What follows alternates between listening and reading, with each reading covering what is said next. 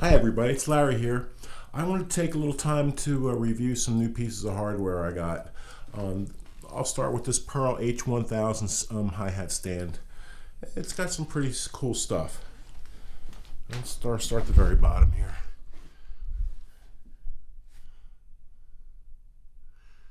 The footboard angle is adjustable through this threaded rod here. What you do is you unloosen this drum key screw right there, and then you just rotate this, and this moves it up or down. It comes that right now it's the factory position. It's probably fine for me, but it's pretty cool how it works because check it out.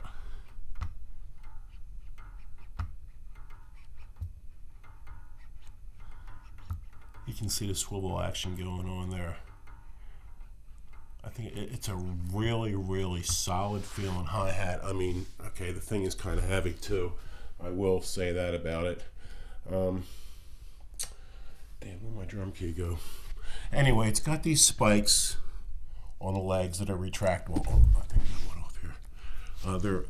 They're not retractable. What I mean is you can reverse them and turn them around so there's no spike there.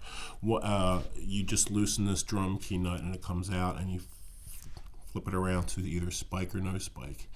And once it is on spike, you can't make it adjustable up and down. It's just what you see, or what you get is what you get. So that's that.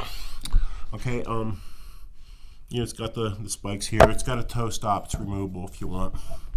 The footboard is nice size. It's not overly big. And it's got a spring adjustable tension. It's very easy to operate. That's the higher tension up there when you see this thing come up, and then this is the lower tension, like that. So I like 3-leg hi-hat stands. I have a couple requirements for my hi-hat stands. They have to be 3 legs. The pedal has to be able to fold up, like normally, like this. That's just got to be there. Anyway, moving up. It's got, like I said, the thing's pretty heavy. Got some pretty beefy memory locks here. And this is an interesting feature. Look, check this out. It's not your typical tilter. You tilt this, you put the nut towards the player, instead of usually it's away from the player. And when you tighten it, the whole darn thing tilts. The whole black thing itself tilts. So it's kind of funky. And so that's flat. And then you turn it counterclockwise, and it tilts it in the way that you normally would tilt it. Even though the tilter's in front, it tilts it the way you normally tilt it. The rest is nothing special, your typical clutch, And so that's it for that. Now, this Gibraltar turning point cymbal stand, I want to review this too. Sorry for the shaky camera work, I suck at video. Anyway, I'll show you the box. It's a swing nut thing, they say. It's got a little spring thing.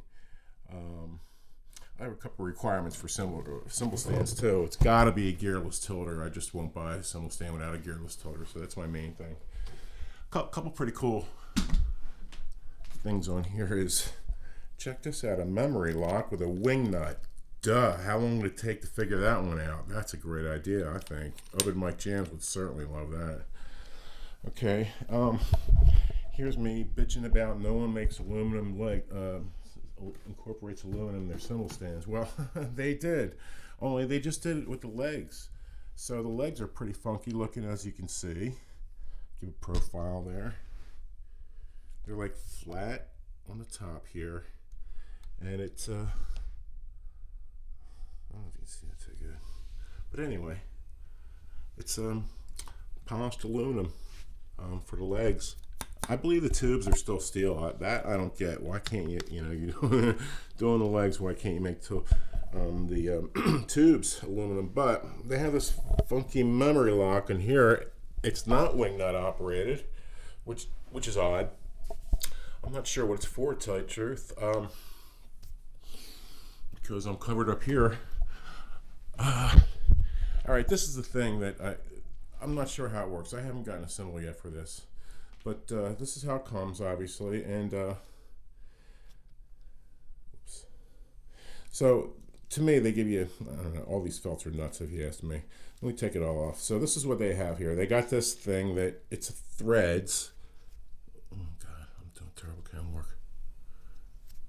It threads like that. And I'll put it all the way down, I guess. And then it's got a spring thing. Terrible camera work. And then this thing kind of floats on the spring thing, which it seems to take a lot of pressure to push that down. Now, my first thought when I first saw this is, that's not enough there, because look what happens when you put the felt on. The felt covers that hole. I'm a big thing. You got to protect your cymbal hole. You have to have that. So in my mind, I have to cut this felt like down to about a quarter size, the thickness, to fit on there. So a little of this black stuff is showing after I put the cymbal on, because to tell you the truth, I don't think the cymbal is going to push the spring down much. It's a pretty stiff spring, and I think the cymbal's going to, especially a small cymbal. And anyway, so then you have this thing up here. You can leave this like this, which I like this. I will put a cymbal up here because I hit shit all the time up here. So one half of this thing tilts in, the half with the little rivet. Where'd it go? Oh my God, I'm such an idiot. There it is. There's the rivet. That half kind of tilts this way if you want it to. So you put your cymbal on, go like that. Me, I'd leave it like that. But then if it's windy, you know, you could just do a little bit, you know, like that. I kind of like that. I like that it doesn't take any real estate to the side, and that's nice. So, but knowing me, I'll probably just take all this off and put a cymbal crown on, because anything with a spring on me, I have a bing, it's gone. You know, but this is not my gig. This is for my home set. So even with the aluminum legs, it's still fairly heavy. I don't even know why they bother with the aluminum, because it's still fairly heavy, but it does look cool. I will say that the legs look cool. They look a little more modern than most stands. Yeah, they won't match the other stands, that's for sure. But you know, I'm not a big, you know, that stuff doesn't bother me too much. I don't care about hardware. You mix and match. I got all kinds of different hardware. So anyway, that's that. And the turning point, I don't know why they call it TP, Gibraltar turning point stuff. But gearless stuff, feels real solid. This is a real solid cymbal stand. It's not cheap either, you know. It's kind of heavy and it's kind of expensive. And the spring thing, I'm not sure how well it's going to work. It looks like it'll work fine as long as it... Also, look at that. See, the spring thing goes down, and you can see threads between the little rubber thing here. It's not one piece. So, I'm not sure, man. I'm not a big fan of over-engineering stuff, but I'll let you know how it works. Anyway, so that's it. I just want to let you know about these two things I got and how they're making things better and better. Okay? This is Larry signing off. Bye-bye.